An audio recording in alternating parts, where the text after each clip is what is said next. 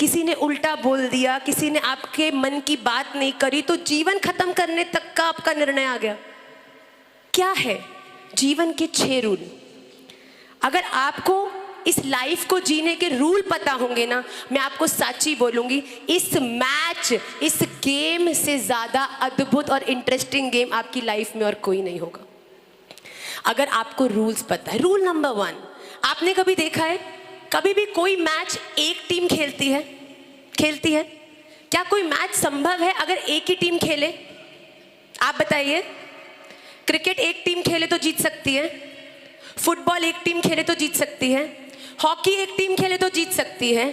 तो भैया आप सब काहे परेशान होते हो जब जीवन में आपकी वाली टीम के कुछ लोग होते हैं और कुछ ऐसे भी होते हैं जो आपके नहीं होते? क्यों हम इतना परेशान हो जाते हैं अपोनेंट टीम को देखकर? वो लोग जो नहीं करते हमसे प्यार। हमारी प्रॉब्लम क्या है, हम एक्सेप्ट ही नहीं करना चाहते कि इस दुनिया में 2 प्रकार के लोग होते हैं पूरी दुनिया में, एक जो हमारे हैं और एक जो हमारे नहीं हैं। प्रॉब्लम क्या है कि हमारे जो नहीं हैं उन्हीं का ही चिंतन करके हमारे जो हैं घर की मुर्गी दाल बराबर बनाकर, जो नहीं है हमेशा उनका चिंतन करके अपनी लाइफ को बहुत ट्रबल करते हैं। करते हैं कि नहीं करते? वो मुझसे बात नहीं करता। एक बार ना दो मेंढक थे, वो जंगल में गए और एक खड्डे में गिर गए। उनमें से एक मेंढक ने बड़ा कोशिश किया, दोनों ने कोशिश की खड्डे से बाहर आ जाए, पर कोशिश करने पर भी सफल नहीं हुए।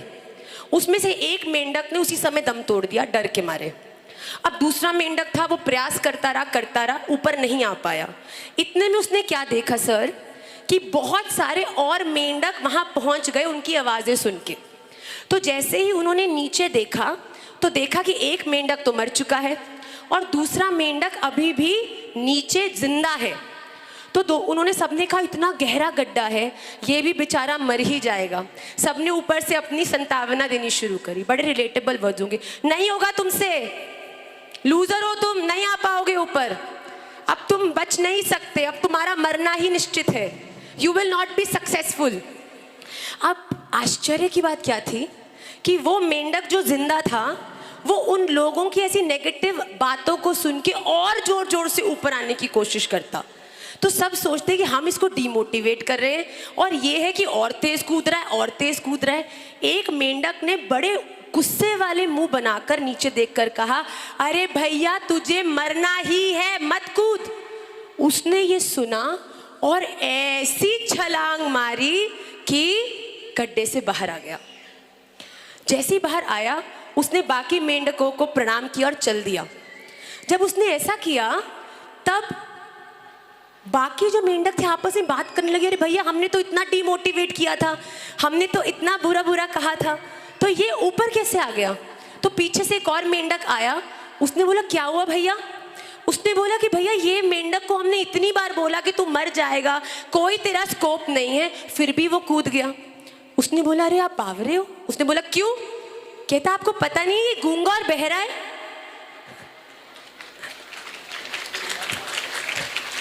आप जब ऊपर से चिल्ला रहे थे ना तू मर जाएगा, तेरा कुछ नहीं हो सकता, तू लूजर है, तो वो ये सोच रहा था कि ऊपर वाले कह रहे हैं तू कर पाएगा, तू जीतेगा, तू ऊपर आजा, हम खड़े हैं। और उनका वो मोटिवेशन लेके वो कूद जो उसके लिए असंभव थी वो करने में सफल हो गया। Rule number 1 of life, don't make the demotivator stronger than you. आप अद्भुत हैं और इस दुनिया में जो आप करना चाहते हैं वो आपको करने से कोई नहीं रोक सकता। हम क्या करते हैं, हमारे जीवन के जो मोटिवेटर्स होते हैं उनको तो हम कुछ समझते नहीं हैं, और जो डीमोटिवेटर्स होते हैं ना वो हमारी लाइफ में इतना प्रोमिनेंट रोल प्ले करते हैं कि हम हमेशा अपने क्राइसिस में उनको याद करके डीमोटिवेट होते हैं और मर जाते हैं। मर जाते कि नहीं मर जाते? पर भैया जिस दिन आपने ये कान और आंख बंद कर ली ना कि भैया तुम क्या कहते हो मैं ये कर नहीं सकती, मैं तुम्हें करके दिखाऊंगी। तुम सोचते हो मैं गुड फॉर नथिंग हूं, ये तुम सोचते हो और तुम्हारी सोच गलत है, इसको मैं तुम्हें प्रूव करके दिखाऊंगी। अपने आप को क्यों हम इतना वीक कर लेते हैं? जीवन में जिस दिन समझ जाओगे ना रूल नंबर 1 ये मेरे हैं और ये मेरे ओपोनेंट टीम है। मैं सच्ची कहती हूँ, जीवन में बहुत सलट जाओगे। ओपोनेंट टीम को अपना मानकर बैठे हैं, यही जीवन की सबसे बड़ी प्रॉब्लम है। क्यों? जो हमारे हैं, क्या उन्हें अप्रिशिएट करने में सफल हो? त्वमेव माता च पिता त्वमेव बंधु च सखा त्वमेव विद्या द्रविणम त्वमेव सर्वम मम देव देव। भैया ठाकुर जी ने बोला, जो जो तुम्हारे अपने उनको तो हम सबसे पहले अपना विरोधी मानते हैं। रूल नंबर 1, ये मेरे हैं, मेरे माता पिता, मेरा परिवार, मेरी स्ट्रेंथ्स। मैं जीवन में जब जब लो होंगी ना, मुझे उन ओपोनेंट्स के बारे में नहीं सोचना है, मुझे आना है इनके पास। ये मेरे हैं। किसी गलत व्यक्ति के पास सल्यूशन लेने जाओगे तो पतन ही करेगा, पर अगर सही व्यक्ति के पास आ गए तो गेम जीतने की संभावना है। पहला रूल। दूसरा रूल बड़ा इंपॉर्टेंट है, वेरी वेरी इंपॉर्टेंट। और वो क्या है? जब हम मैच खेलते हैं ना, तब जब हमारे पास बॉल होती है, तब हम बॉल लेके जब आगे जाते हैं ना, तो अगली टीम के बहुत सारे लोग आते हैं हमारे पास बॉल लेने के लिए। ये प्रगति कर रहा है, अरे देखो इतनी छोटी जगह से उठ के इतना नाम कमा रही है, अरे देखो जहां कितने लोग प्रयास करते थे बड़े बड़े बैनर लग रहे हैं, कैसे? आओ जाके इसका मोरल डाउन करते हैं, आओ इससे इसकी गेंद छीनने की। अपनी लाइफ में क्या, उनको कोई फर्क नहीं पड़ता। दूसरे की प्रगति को देख के इतनी मिर्च लगती है कि अपनी जिंदगी को तो छोड़ देते हैं, दूसरी को नष्ट करने का पूरा प्रयास करते हैं। आ गए तुमसे बॉल छीनने। होता है ना मैच में, हॉकी मैच खेलो तो तुम्हारे पास बॉल है और अगली टीम का बंदा आता है तुमसे बॉल छीनने। ऐसे में क्या करना है? छोड़ के लड़ना है? तूने बोला कैसे? तू गधा, बोल तू महागधा, तू महागधा। ऐसे में किया तो क्या किया? बॉल तुम्हारे पास रह गई। ये है समझदार व्यक्ति का लक्षण। इस दुनिया में निंदकों के मुंह मत लगिए, ये आपका समय बर्बाद करेगा।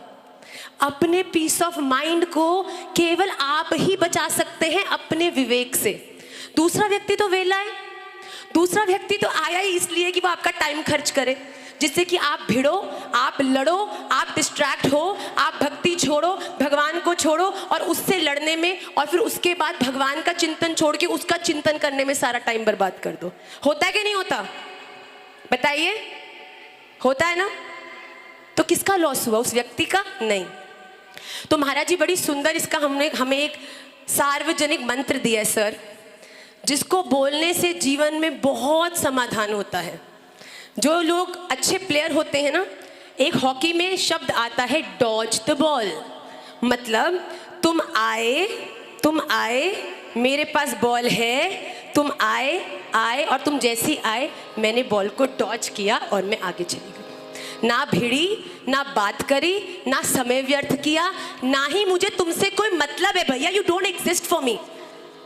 जब हाथी जाता है तो कुत्ते भौंकते हैं, उन्हें भौंकने दो। हाथी अपनी गति नहीं बदलता। आप जब चल रहे हो, आपने डॉज किया, तो ऐसे में दुनिया में ऐसे नेगेटिव लोगों को कैसे डॉज करते हैं? सब लोग आंख बंद करिए, करिए, हाथ ऐसे करिए, करिए। ऐसा मंत्र दे रही हूँ, उसके बाद जिंदगी बदल जाएगी आप लोगों की। सब एक संग बोलेंगे, बोलिए ओम। अरे लखनऊ, थोड़ा तो एनर्जी लाओ भाई। ओम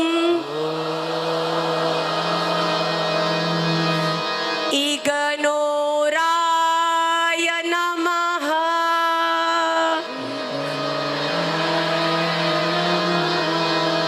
इग्नोराय नमः। 3 बार बोलने से पुष्ट हो जाता है। इग्नोराय नमः। Best way to deal with the toxic people. कोई आया लड़ने, ओम इग्नोराय नमः। मेरी बात तो सुन, ओम इग्नोराय नमः। एक बात सुन, ओम इग्नोराय नमः। बाथरूम आइए, जाओ। तुम्हारे से बात नहीं करना भाई मुझको, क्योंकि मुझे पता है तुम गंद का टोकरा हो और ज्यादा से ज्यादा जो मुझे दे पाओगे वो गंदी बदबू और गंद ही होगा। लेना ही नहीं है। Why? सेकेंड चीज, डॉज द नेगेटिव पीपल। सबसे महत्वपूर्ण, लड़ना नहीं है। हम लोग बहुत प्रवोक हो जाते हैं। उपदेशामृत कहता है, रूप गोस्वामी पाद कहते हैं, वाचो वेगम मनसा क्रोध वेगम जिह्वा वेगम उदरोपस्थ वेगम एतान वेगान यो विषहेत धीरा सर्वाम अपि माम पृथ्वीम सशिष्यात्। वो व्यक्ति जिसके पास कंट्रोल है किस बात का? वाचो, बोलने पर कंट्रोल है। वाचो वेगम मनस, अपने मन के वेग, वेग मतलब एकदम से उबाला आता है, जो आता है ना, गुस्से का उबाल आता है, और वो 30 सेकंड के उबाल में 30 साल के रिश्ते खत्म हो जाते हैं। वाचो वेगम मनसः क्रोध वेगम, क्रोध जिह्वा वेगम। ये जीव हमारी ऐसी लपलपी है, महाराज जी कहते हैं 32 सोल्जर्स के बीच में ठाकुर जी ने ठाड़ा किया है, फिर भी ऐसा बोलती है कि हर जगह वॉर हो जाती है। जिह्वा वेगम, उधर खिलाते जाते हैं, फिर भी अतृप्त है। सुबह सोचते हैं दोपहर में क्या खाएगी, दोपहर सोचते हैं रात में क्या खाएगी, खिलाते जा रहे हैं पर तृप्ति नहीं है।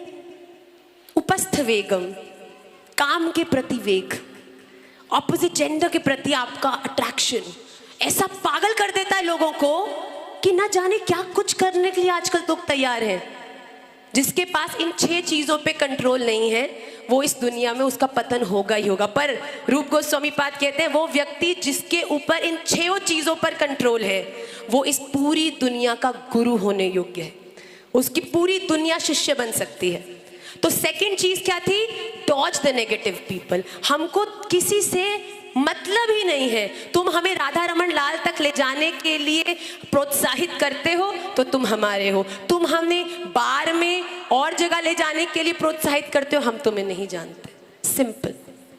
तीसरा रूल ऑफ लाइफ हो सकता है वेरी मच एप्लीकेबल कि जब आप आगे जा रहे हो ना बॉल लेकर, अभी आपकी प्रैक्टिस इतनी पक्की नहीं है कि आप डॉज कर पाओ। होगा कि नहीं?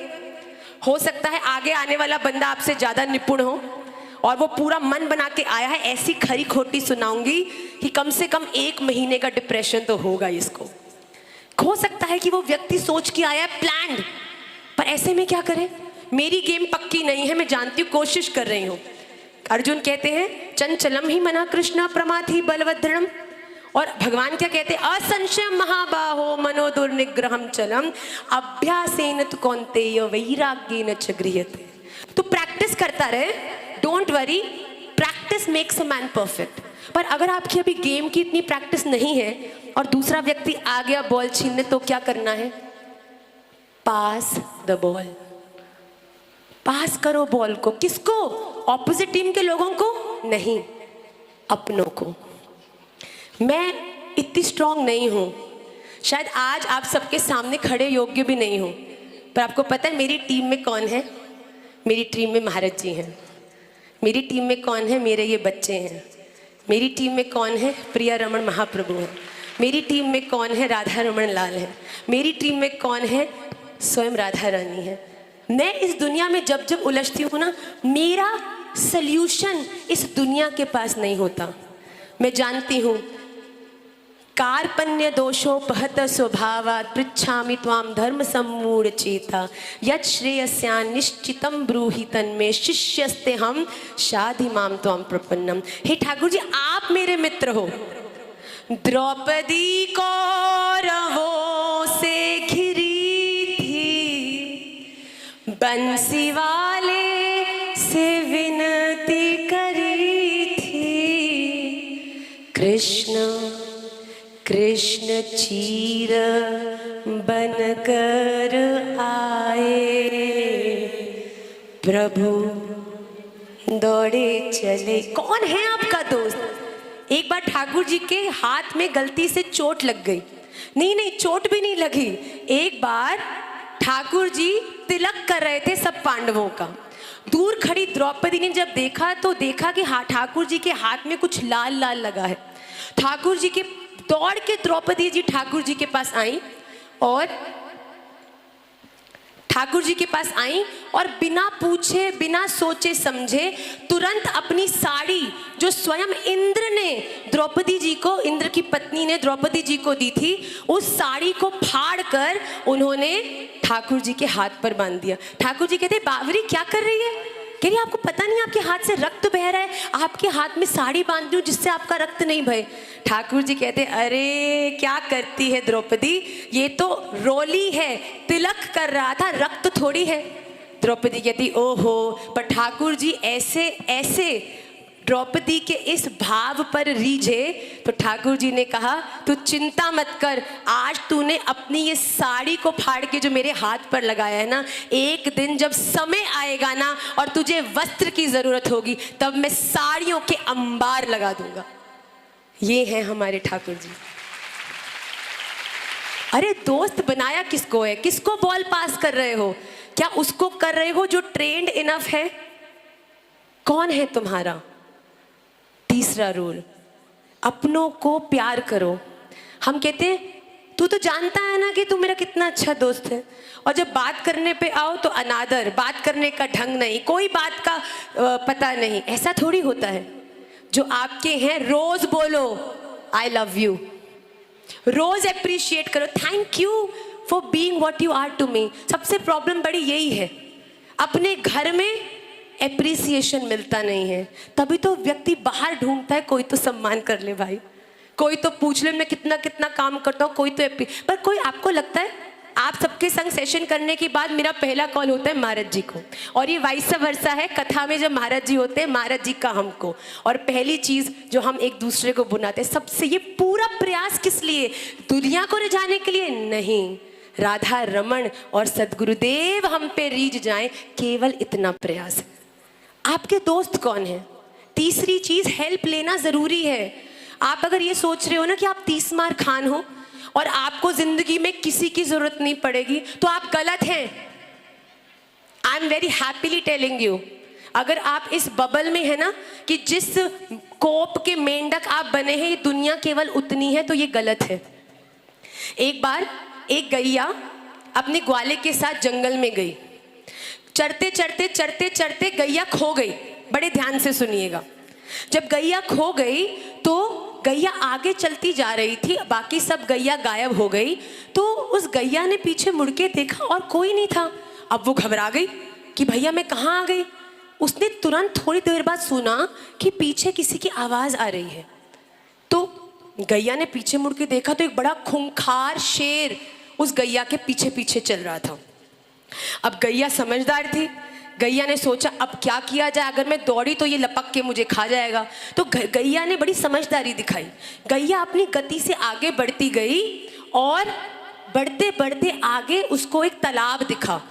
गैया ने सोचा मैं इस तालाब को पार कर जाऊंगी। गैया अंदर गई गई गई पर वो दलदल था। कुछ आगे जाके गैया अटक गई उसमें। अब शेर तो महामूर्ख, शेर भी गैया को फॉलो करता करता कुछ दूरी पर उसी तालाब में अटक गया। अब भैया 1 घंटा हो गया, 2 घंटा हो गया, दोनों अड़े पड़े हैं। तो गैया ने सोचा, थोड़ी फ्रेंडली होती है ना गैया मैया, तो गैया मैया ने शेर से पूछा हाँ शेर भैया कैसे हो? शेर गुर्राने लगा, मैं तुझे क्यों बताऊं मैं कैसा हूँ? भैया गुस्सा मत करो। अच्छा गैया एक बात बताओ, तुम्हारा कोई ग्वाला है? तो शेर को बड़ा गुस्सा आ गया, कहता है तू क्या समझती है मुझको, तू जानती है मैं कौन हूं? गैया मैं कहती कौन हूं? मैं शेर खान हूं, इस पूरे जंगल का राजा, मेरा कोई ग्वाला नहीं है, मैं सबका राजा हूं। तो गैया मैया शेर को देखती और हंसने लगती, तो शेर को और गुस्सा आया, क्यों हंसती है? तो गैया मैया ने कहा कि मेरा तो ग्वाला है और सच्ची बोलूं मुझे बचाने भी आएगा। शेर कहता क्या मतलब? कहती मैं अपने झुंड से बिछुड़ गई, पर मेरे को पता है जब अपनी गौशाला में जाके ग्वाला सब गैयाओं को बांधेगा ना और देखेगा कि नंदनी गैया का जो खूंटा है वो खाली है, तब वो आएगा वापस जंगल में मुझे ढूंढने के लिए। तो शेर ने बोला अच्छा देखता हूं मैं भी आएगा कि नहीं आएगा। इतने में दूर से आवाज आती है नंदनी, ओ मेरी नंदनी। तो जैसे ही ग्वाले की आवाज सुनी गैया रमाने लगी। ग्वाला ढूंढता ढूंढता उस तालाब पर पहुंच गया जहां पे दोनों फंसे थे।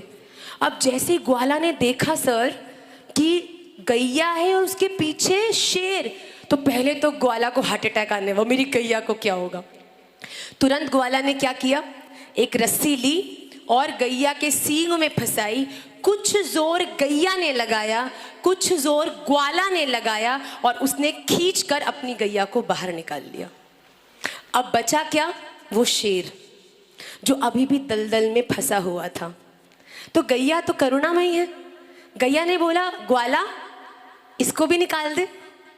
चल ठीक है, अहंकारी है, ठीक है, क्रोधी है, ठीक है, लोभी है, काम क्रोध लोभ मोह मद मात्सर्य में उलझा हुआ है, कोई बात नहीं, हम तो अच्छे हैं, हम तो भक्त हैं, हम तो ठाकुर जी के दिखाए हुए प्रेमा भक्ति को धारण करके करुणा करने के स्वभाव में है। आजानुलंबित भुजौ कनकावदातौ संकीर्त नैक पितरौ कमला यताक्षौ विश्वंभरौ द्विजवरौ युग धर्म पालौ वंदे जगत प्रिय करौ करुणा अवतारो। करुणा से भरे हैं भक्त। तो ग्वाले ने कहा, ओ मैया ठहर जा भैया, मदद भी उनकी करो जो आपकी मदद का ऋण तो समझे। तुम करने चले हो मदद और वो तुम्हारी मदद के बहाने से तुम्हें ही खा जाए। ग्वाले ने कहा, मैं इसको बचाऊंगा भी ना तो ये बाहर आके मैया तुझे और मुझे ही सबसे पहले खाएगा, इसको छोड़ दे। उसके क्रोध और अहंकार के कारण वो शेर उस दलदल में ही फंसा रहा, कितने दिनों तक भूखा प्यासा, और एक दिन उसी दलदल में खड़ा हुआ उसके प्राण निकल गए। मैया वापस आई। मैया को ग्वाले ने प्यार किया, बहुत अच्छे से खवाया और उसको बोला, तू कभी चिंता मत करियो, मैं तुझे कभी नहीं छोड़ूंगा।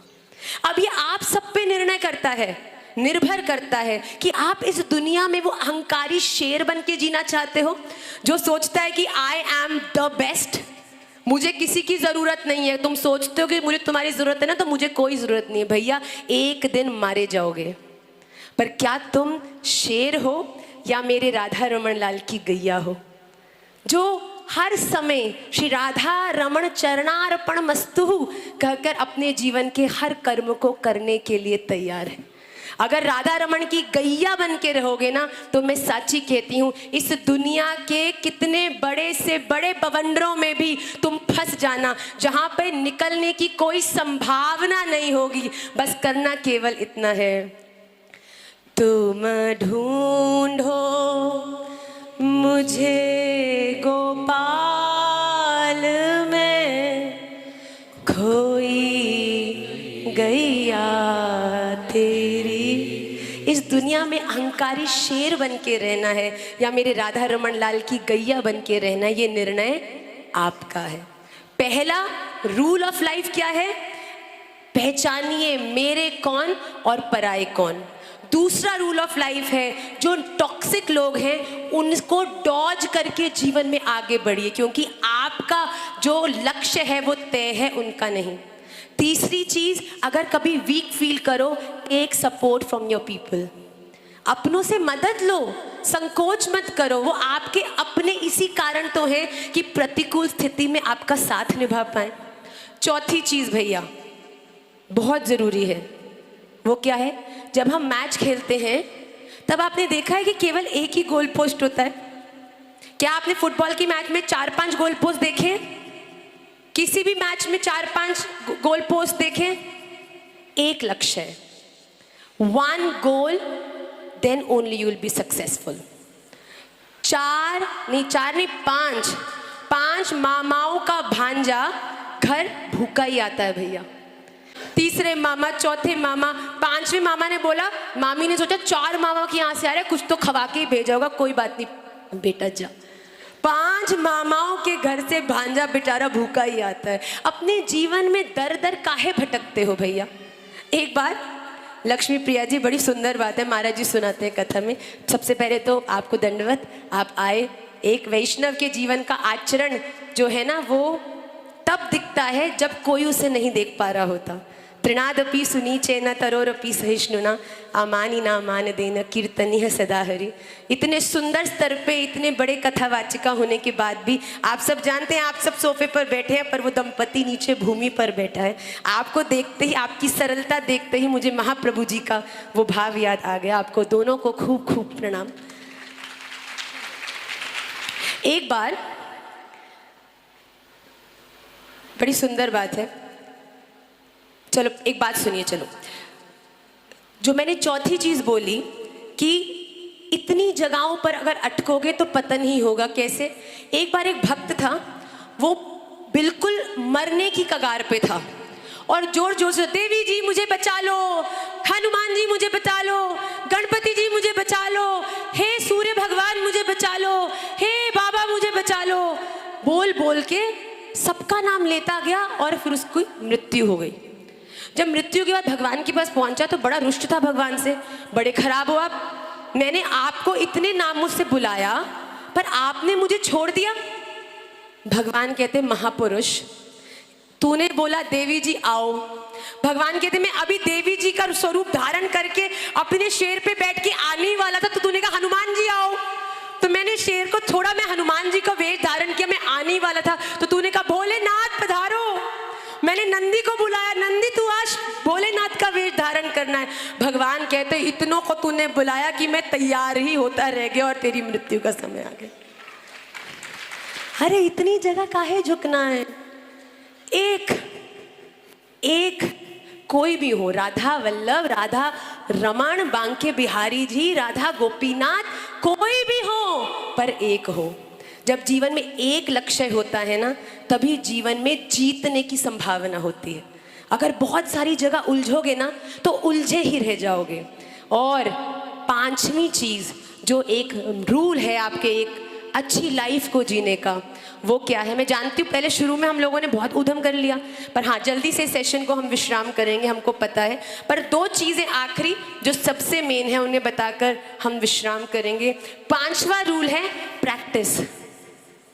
हो सकता है कि आप बार बार अपने लक्ष्य पर पहुंचने से भ्रमित होते रहें, पर अभ्यासेन तु कौन्तेय, बहुत ज़रूरी है कि हम अपने आप को मोटिवेट करें। और मोटिवेट कैसे करेंगे? उपदेशामृत में भगवान कहते हैं उत्साहात् धैर्यात् निश्चयात् तत्तत् कर्म प्रवर्तनात् संग त्यागात् सतो वृत्तिः षड्भिर भक्ति प्रसिद्ध्यति। कि आपके जीवन में जब उत्साह आता है ना, तभी आप प्रैक्टिस करने के लिए भी एक्साइटेड रहते हो। पर वो उत्साह कैसे आएगा? सबसे पहली बात, आदौ श्रद्धा तथा साधु संगोत भजनक क्रिया ततो अनर्थ निवृत्ति से। मतलब कि आपके मन में भगवान को लेके एक क्वेश्चन आया, कौन है? श्रद्धा। अच्छा, पूरी मनोकामना पूरी करते हैं, अच्छे लगते हैं, लेट्स गो मंदिर गए, भगवान से प्रेम हुआ, अब क्या किया? गुरुदेव मिले, गुरुदेव ने नियम दिया, नियम करने से क्या हुआ? हृदय की अनर्थ की निवृत्ति हुई। और जब अनर्थ की निवृत्ति हुई तब आपके जीवन में उत्साह आया। प्रैक्टिस करते रहना। तुमने गेम ही खेलनी छोड़ दी तो जीतोगे कैसे? अपने कर्तव्य को पूरा करो, प्रारंभ तुम करो पर विश्राम राधा रमन लाल करें, इस भाव से। और आखिरी चीज जो हम सबके लिए इस रूल ऑफ लाइफ को समझने के लिए बड़ी अनिवार्य है, वो ये है मैया कि हम चाहे कितने चतुर अपने आप को समझें, खेलते खेलते भैया हमारी भी अभी तक भी पीठ टूटी है और सिर में 6 स्टिचेस हैं। क्योंकि जब हम हॉकी खेलते थे तो एक मैच में सिर फोड़ दिया था और दूसरे मैच में हमारी पीठ। पर भैया एक बात बोलूं, आप कितना क्लेवर हो जाओ, ये समझो कि मुझे कोई नहीं देख रहा रूल्स ब्रेक करते हुए, but there is one person who is always watching। Her match में एक रेफरी होता है, हर एक क्रिकेट टूर्नामेंट में एक एम्पायर होता है, एक व्यक्ति होता है जो पूरे मैच को बड़े क्लोजली देखता है। और जब जब हम कुछ गलत करते हैं ना, तब तक सीटी बजती है और तुम्हें, अगर तुमने गलत किया, उसके लिए एक टीम से बाहर निकाल दिया जाता है। हम सबके जीवन में भी डरना बंद करिए, क्योंकि एक है जो हमें हर समय देख रहे हैं। इस दुनिया में कोई ऐसा नहीं है जो राधा रमन लाल के प्यारों के संग कुछ गलत करे। आपके जीवन में प्रतिकूलता आ रही है, बिल्कुल आएगी। क्यों? पहले इतने बुरे कर्म जो किए हैं उनको भी तो ठाकुर जी को खत्म करना पड़ेगा ना, प्रारब्ध को, तभी तो आगे के लिए तैयार होगे, वरना तो फिर बनना पड़ेगा छिपकली, कीड़ा, मच्छर और जुगनू। आपके प्रारब्ध को ठाकुर जी काटेंगे और अगर ये कारण नहीं है तो साची बोलूं, इस दुनिया में जीने के लिए तैयार कर देंगे। आखिरी एक छोटी सी स्टोरी सुना के हम कीर्तन की ओर अग्रसर होंगे। एक बार एक वैष्णव वृंदावन था, उसके पास लड्डू गोपाल थे, उसकी बोगी के अंदर बहुत सारे वैष्णव आ गए, कहीं से साधु संत आ गए, सब बैठ के कीर्तन करने लगे। अब बताओ भैया, जब कीर्तन शुरू होता है तब किसी चीज़ का बोध रहता है। हम तो खुद भी कीर्तन करते हैं, बाद में बालक हमको दिखाते हैं, मैया देखो ऐसे हम नृत्य कर रहे थे। हम खुद हैरान हो जाते हैं, अरे भैया जब तक कीर्ति और तन को भूले नहीं भैया तब तक कीर्तन हो ही नहीं सकता। अगर आप इस चीज़ में उलझे हो कि मैं कौन हूँ और मैं किस पदवी का हूँ या मैं किस स्टेटस के ऊपर बैठा हूँ, आप कभी कीर्तन नहीं कर, आप केवल शो ऑफ कर सकते हो। कीर्तन तो वही करता है जब एक बार बजे हरिहराय नमः, कृष्ण यादवाय नमः, यादवाय माधवाय केशवाय नमः। रुक जाओ, मुझे मालूम है बड़ी खुजली मच रही है सबको खड़े होने की, पर ये आखिरी वाली चीज़ बहुत ज़रूरी है बच्चों, क्योंकि हम सबके पास वो बल नहीं है, हमारे पास वो ताकत नहीं है कि हम इस दुनिया की हर चीज़ को सल्टाने में सफल हो। तो वो व्यक्ति बैठा कीर्तन उसको करने का मन हुआ, साथ में लड्डू गोपाल थे, तो उसने सोचा लड्डू गोपाल को सबसे ऊपर वाली बर्थ पे रख देता हूँ, कीर्तन खत्म होगा तो उनको उतार लूँगा नीचे। अब कीर्तन करते करते एक साधु ने बोला कि मेरा गांव आने वाला है, वृंदावन से कुछ समय पहले ही आता है, आप सब मेरे गांव चलिए, मेरे ठाकुर बड़े सुंदर हैं। भैया कोई व्यवहारिक होगा, संसारी होगा, उसको आप ये प्रपोज करोगे कि मैं तुझे ये बिजनेस की डील दिलाऊंगा या यहाँ पर इतने लाखों का प्रॉफिट करूंगा, तो वो आपके संग चल देगा। पर भैया किसी भक्त को उलझाना है तो ठाकुर जी का ही मोह देना पड़ेगा। तो वो व्यक्ति ने कहा ठीक है हम चलेंगे। तो सारे के सारे वैष्णव नीचे उतर के सर उस साधु के पीछे पीछे चल दिए। अब साधु के वहाँ पहुँचे, सबने इतने सुंदर ठाकुर जी के दर्शन किए, सबने खूब आनंद किया। तब साधु ने बोला आप थोड़ी देर के लिए बाहर जाइए, हमको भोग लगाना है। तो भोग का स्मरण आया तो उसको याद आया कि मेरे ठाकुर कहाँ हैं। वो याद आया उनको तो मैं ट्रेन में ही भूल गया। अरे भैया किसी भक्त के भगवान गुम जाए वो तो मरने जैसा हो जाता है। वो पता चल गया बेटा मुझे। तो जैसे ही उन्होंने इस प्रकार से उसके मन में भाव आया कि ठाकुर जी तो ट्रेन में रह गए, तो उसके मन में क्या हुआ, वो बेहोश हो गया। जो वहाँ का साधु थे दौड़ के टीटी के पास गए, ट्रेन के वहाँ पहुँचे। उन्होंने कहा कि भैया वो सुबह ट्रेन आई थी, मेरे दोस्त के ये वैष्णव के ठाकुर जी उसमें चले गए हैं, आप कुछ करिए। तो उसने बोला कौन सी ट्रेन? उसने बोला कि वो सुबह एक ट्रेन थी ना वृंदावन जा रही थी। उन्होंने बोला बात मत करो, उस ट्रेन ने तो हमारे प्राण पी लिए हैं। तो उस व्यक्ति ने बोला क्यों? कहते न जाने क्या अच्छी खासी ट्रेन चालू हुई थी, यहाँ आके न जाने उसमें क्या खोट पड़ गई कि सुबह से 10 इंजीनियर आके देख के जा चुके हैं, पर ट्रेन चलने का नाम ही नहीं ले रही। जैसे ही उस व्यक्ति के कान में ये बात पड़ी, जैसे कि किसी मरेले इंसान के अंदर ऊर्जा भर जाती है, बिजली के बल्ब के अंदर बिजली आ जाती है, वो व्यक्ति उठा दौड़ के गया ट्रेन के अंदर, उस बोगी में पहुंचा, वो कुर्सी देखी और जैसे ही उस कुर्सी को देखा, सीट को देखा ऊपर, तो क्या देखता है, नीचे ठाकुर जी झांक रहे थे। कहते हे गोविंद क्या करता है लाला, कब से तेरी प्रतीक्षा कर रहा हूँ, मुझे छोड़ के चला गया। वो भक्त रोने लगा, ठाकुर मुझे माफ़ कर दो, मैं आगे से कभी ऐसी भूल नहीं करूँगा। वो व्यक्ति ठाकुर जी को लेकर उतरा, बड़ा प्यार किया, ठाकुर जी को लाड लड़ाया, नीचे उतरा, कहता टीटी सर। टीटी कहते हाँ जी। कह रहा आपकी ट्रेन चालू हो जाएगी अब। टीटी ने बोला तू ही आया बड़ा यहाँ पे भविष्यवाणी करने, यहाँ पर इतने इतने इंजीनियर आके चले गए। उसने बोला बात मानो तो सही, कोशिश करो तो सही। बोलते अच्छा ठीक है कर लेते हैं, बड़ा तू अभिमान से बोल रहा है। जैसे ही वो टीटी ने ड्राइवर को बोला, ड्राइवर ने केवल एक बटन दबाया और ट्रेन